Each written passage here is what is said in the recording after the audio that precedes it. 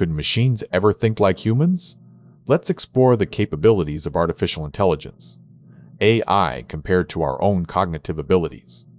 Artificial intelligence can process vast amounts of data and learn from it, much like the human brain. However, AI lacks the depth of emotional intelligence that humans possess. Bill Gates notes that while AI is powerful, it doesn't replace deep human thinking or real-world experiences, highlighting a key limitation of current AI technology. AI can perform tasks like recognizing patterns and making decisions based on data, but it struggles with understanding complex human emotions or social nuances in real-life scenarios. For example, AI cannot truly empathize with humans or understand the context of a situation as deeply as a biological brain can, which limits its ability to replace human intelligence in all areas. However, advancements in AI could allow it to mimic more human-like processes.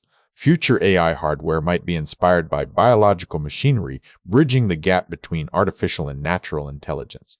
In summary, while AI is incredibly powerful in data processing and can perform specific tasks better than humans, it cannot fully replace the depth of biological human intelligence.